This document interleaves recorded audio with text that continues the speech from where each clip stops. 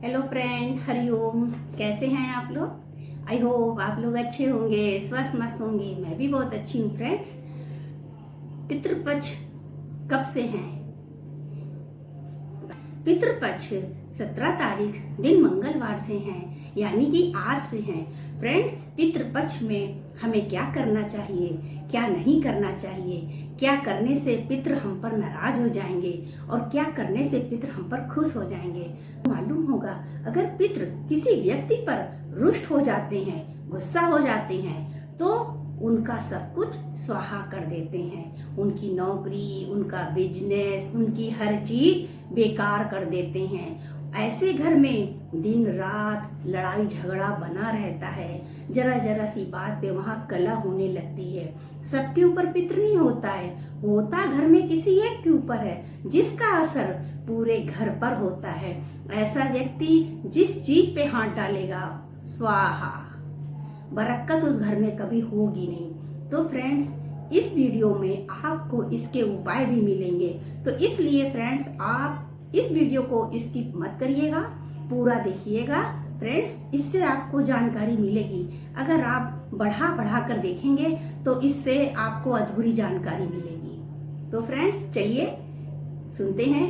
Friends, Pitrupaksha में हम ऐसी कोई गलती ना करें जो कि पितृ हम पर नाराज हो जाए, क्योंकि इस समय पितृपक्ष के दिन में जो पितर होते हैं वो धरती पर आ जाते हैं। तो वो हमारे आसपास ही रहते हैं। हम क्या कर रहे हैं, हम क्या नहीं कर रहे हैं, वो सब देखते हैं। 17 तारीख दिन मंगलवार से पितर लग रहे हैं। फ्रेंड्स, कुछ लोग सोचते हैं कि पितर में पूजा नहीं करनी चाहिए, लेकिन ऐसा नहीं है। पितर पक्ष में हम दैनिक पूजा जैसे करते थे हम कर सकते हैं। पूजा हमें करनी चाहिए, लेकिन हमें कोई खास पूजा, विशेष बड़ी पूजा नहीं करनी चाहिए। जैसे हमें अखंड रामायण नहीं बैठानी चाहिए, कथा नहीं करनी चाहिए, माना कोई ऐसा काम नहीं करना चाहिए। छोटे मोटे भगवान का नाम हमें ले लेना चाहिए।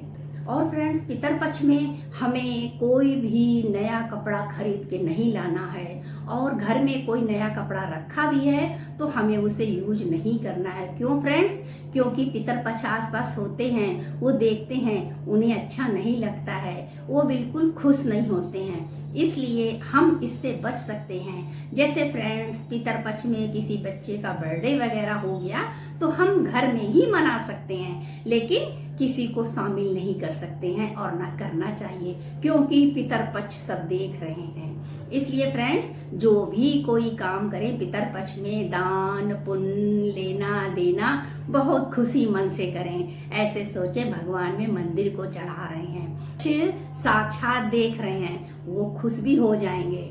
पितर पक्ष में जेंट्स लोगों को बाल की कटिंग कराना, मूछें बनाना से बचना चाहिए। वो भी हैं, उनको बाल की कटिंग नहीं करानी चाहिए, उनको पार्लर जाने से बचना चाहिए, और घर में भी उन्हें मूछें नहीं बनानी चाहिए, अपने नाखून भी नहीं काटने चाहिए। ऐसे ही लेडीजों का भी है, उन्हें ब्यूटी पार्लर नहीं जाना है, उन्हें आईब्रो नहीं सेट करानी है, नाखून नहीं बनाने हैं। जेंट्स और लेडीज दोनों के लिए सेम बात है, ये सब नहीं करना है। इससे हमारे पितर नाराज होते हैं। और पितर पक्ष में सिंदूर पीला लगाना भी वर्जित है। फ्रेंड्स, कुछ लोग दैनिक पूजा में सूर्य जी को जल देते हैं और पितर पक्ष में भी देते हैं। तो इस दिन जब हम लोग जल देते हैं तो वो जल हमारा पितर ले लेते हैं। तो जो पूजा करते हैं, जैसी करते हैं करते रहें। आप सूर्य जी को जल देते हैं, अच्छी बात है, पितर ले लेते हैं, वो भी अच्छी बात है। और जिसके मन में बहम हो तो वो ना करे, केवल पितर को पानी दे। लेकिन हमारे हिसाब से भगवान की पूजा में कुछ नहीं सोचना चाहिए, कर देनी चाहिए। सूर्य जी को हम जल चढ़ा रहे हैं और पितर हमारे पानी ले लेते तो कितनी अच्छी बात है। उनका जूठा पानी अगर हमारे पितरों तक पहुंचेगा तो मेरे पितर तो जन्म जन्म के लिए मुक्त हो जाएंगे। फ्रेंड्स, जहाँ पितर पक्ष में हम लोग पितरों का भोजन रखते हैं तो वहाँ पर थोड़े से तिल छिड़क देने चाहिए, जिससे कि दुष्ट आत्माएं खाने के इर्द गिर्द होती हैं वो जूठा ना करें, तो हमारे पूर्वजों को अच्छा नहीं लगता है। ऐसी सावधानी जरूर रखनी चाहिए और हमारी सावधानी से हमारे पितर खुश हो जाते हैं। उनके खुश होने के लिए हमें हर उपाय करना चाहिए जिससे हमारे पितर नाराज ना हो। एक लोटा पानी हमें भगवान के मंदिर के नीचे एक लकड़ी का पाटा रखना चाहिए, एक लोटा जल रखना चाहिए, जिससे हमारे पितर खुश होते हैं। या घर के दरवाजे में रख दें या रसोई में रख दें, मतलब पानी जरूर रखना चाहिए। फ्रेंड्स, वैसे तो मैंने किचन में एक छोटी सी बाल्टी रख रखी है, उसमें हम पितर हो या ना हो हर समय मेरा पानी वहाँ रखा रहता है, और शायद आप लोगों के यहाँ भी रखा रहता होगा, क्योंकि ये हर आदमी जानता है। जितने भी यूट्यूबर हैं, छोटी छोटी चीज़ों से हम लोग बहुत कुछ सीख लेते हैं।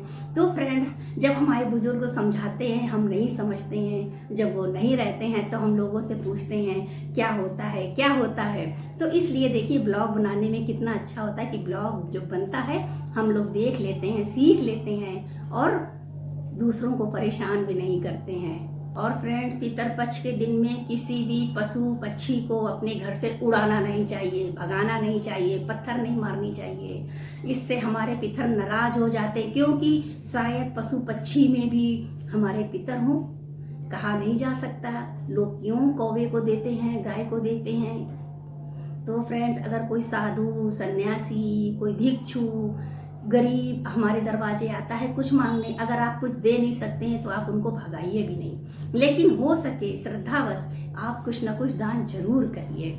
गाय को भी खिलाइए, पशु पक्षियों को भी खिलाइए, एक मुट्ठी तिल छत पे डालाइए। फ्रेंड्स, तिल तो इस समय इतना काम करता है कुछ कहने की नहीं। और जिन लोगों ने अपने सास ससुर को परेशान किया है, वो लोग पितरपक्ष में अपने सास ससुर, अपने पूर्वज से माफ़ी मांग लें, क्योंकि उस समय वो नहीं बोल पाते हैं। जब उन पितर बन जाते हैं तो बहुत कटाई करते हैं। पितरपक्ष में वैसे तो जल बड़े बेटे को देना चाहिए, अगर किसी कारणवश बड़ा बेटा नहीं दे पाता है तो छोटे बेटे को ये काम करने चाहिए।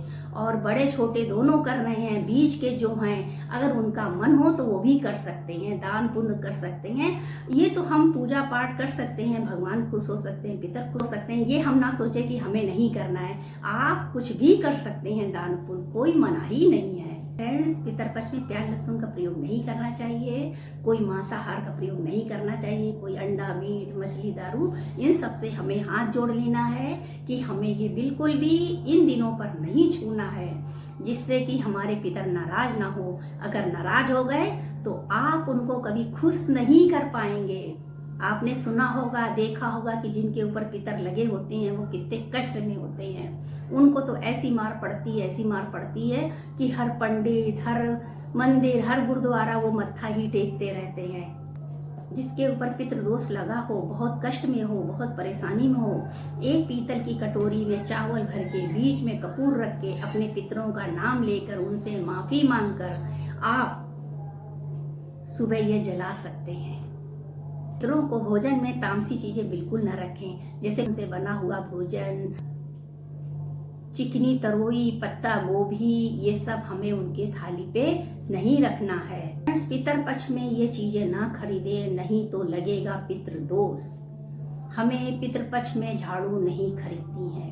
अगर आप पितरपक्ष में झाड़ू खरीद कर लाते हैं तो झाड़ू में माँ लक्ष्मी का वास होता है। अगर आप पितरपक्ष में झाड़ू लेकर आते हैं तो इससे आपको बहुत दोष लग सकता है। इसलिए प्लीज कृपया करके घर में झाड़ू ना लाएं। पितरपक्ष में आप नमक भी घर खरीद कर ना लाएं, इससे भी पितरदोष लगता है। पितरपक्ष में न्याय के देवता शनि देव की आंखें बहुत तीक्ष्ण होती हैं, बहुत दूर तक देखती हैं। इसलिए तो फ्रेंड्स, ये 3 चीजें आपको घर में पितरपक्ष में नहीं लानी है। क्या क्या? नंबर 1 झाड़ू, नंबर 2 नमक, नंबर 3 तेल। ये 3 चीजें आपको घर में पितरपक्ष में नहीं लानी है। जितना हो सके आप पहले खरीद कर रख लें, लेकिन उन दिनों नहीं लाना है आपको। इससे घर में पितर दोष और ज्यादा बढ़ जाता है, लड़ाई झगड़ा चालू हो जाता है, मोटैया चालू हो जाती है, सबको टेंशन हो जाती है। ये छोटी छोटी चीजें हमको पितृदोष से बचाती हैं। हाँ फ्रेंड्स, आप इन चीज़ों का दान अवश्य कर सकते हैं। आप सरसों का तेल दान कर सकते हैं, आप नमक भी दान कर सकते हैं और आप झाड़ू भी दान कर सकते हैं, वो भी मंदिर में। देखा होगा पहले जमाने में जो बुजुर्ग लोग होते थे तुरंत नहाते थे, तुरंत नहा के मटके से पानी निकालते थे, पानी निकाल के जल्दी से शिवलिंग में जाके चढ़ा देते थे, या घर में बाल्टी में पानी रखा होता था वहां से ले लेते थे, या बाथरूम से ले लेते थे और वो चढ़ा देते थे। तो पता फ्रेंड्स क्या होता था, जो हमारे मटके के आसपास जो भी पितर होते हैं या पानी पी रहे होते हैं, कुछ भी, वो सारी गंदी शक्तियां निकल कर वो चली जाती थी। लेकिन आजकल के लोग क्या करते हैं कि मंदिर में एक लोटा जल ले जाना ही नहीं चाहते हैं, उनको शर्म लगती है, उनके पास टाइम ही नहीं है ये सब करने के लिए। तो फ्रेंड्स, टाइम नहीं अच्छी बात है, ये बहुत भाग दौड़ वाला युग चल रहा है और जरा सा भी आदमी ढीला पड़ा तो वो पीछे हो जाएगा। तो हम मंदिर में एक बाल्टी रख सकते हैं, लोटा रख सकते हैं, और हम कभी कभी बिजली का बिल भी मंदिर का दे सकते हैं। तो फ्रेंड्स, छोटे छोटे उपाय करके हम भगवान को भी खुश कर सकते हैं, पितरों को भी खुश कर सकते हैं और अपने मन को भी खुश कर सकते हैं। हाँ, हमने कुछ किया। तो फ्रेंड, मोटे उपाय करके हम सबके दिल को जीत सकते हैं। तो आज के लोग कहते हैं ना, और फ्रेंड्स, अगर घर में हम लोग तुलसी लगाते हैं, जो भी बुरी शक्तियाँ, बुरी आत्माएं घर में प्रवेश करने वाली होती हैं तो तुलसी के डर से वो चली जाती हैं, घर तक नहीं आती हैं। कुछ लोग कहते हैं हम तुलसी नहीं लगाते हैं, तुलसी लगाते हैं सूख जाती है, पनपती नहीं है, अब हम कभी नहीं लगाएंगे, मेरे पास टाइम नहीं है। तो फ्रेंड्स, टाइम तो निकालना ही पड़ेगा अगर आपको अपने घर को सही, साफ सुथरा, स्वच्छ, पितृदोष से मुक्त पाना है। कभी कभी कोई बीमारियां होने वाली होती हैं तो तुलसी माता खुद ले लेती हैं। और फ्रेंड्स, आपने सुना होगा कि तुलसी में अगर हम अंजलि लेकर पानी तुलसी माता को छुआ के नीचे कटोरी रख के और उसमें तिल डाल के हम बार बार तुलसी में छुआएंगे, नीचे डालेंगे, इस तरह से हम पूर्वजों को जल दे सकते हैं। फ्रेंड, ऐसा नहीं है कि जेंट्स ही पानी देंगे, घर की लेडीजें नहीं दे सकती हैं, पानी तो कोई भी दे सकता है। भगवान का आशीर्वाद, पितरों का आशीर्वाद हर कोई पा सकता है। तो फ्रेंड, छोटे छोटे उपाय करके आप मुक्त हो जाइए। जो भी आपने कभी पाप किए थे या पूर्वजों को साथ गाली गलौज किया था या उनका अपमान किया था या चालाकी से उनकी जायदाद हड़प ली थी, कुछ भी किया था, तो आप पितृ आपको माफ कर देंगे। और इन दौरों से हर किसी को गुजरना पड़ता है। पहले ऐसा होता था, चाहे किसी का कितना बड़ा भी घर हो, कितना भी पक्का घर हो, थोड़ा सा ऐसी जगह होती थी जहां हम लोग गोबर से लिपाई कर दें। कहते हैं गोबर गाय का कितना शुद्ध होता है, अगर घर में गाय का गोबर आ गया तो कहते हैं कितनी सारी गंदी शक्तियां घर से बाहर निकल जाती हैं। गाय के गोबर को इतना पवित्र माना गया है, गाय के अंदर इतने देवी देवताओं का वास होता है, तो सोचिए गोबर में कितना ज्यादा होगा। तो गोबर को, उस कच्ची जगह को लीपना चाहिए फ्रेंड्स।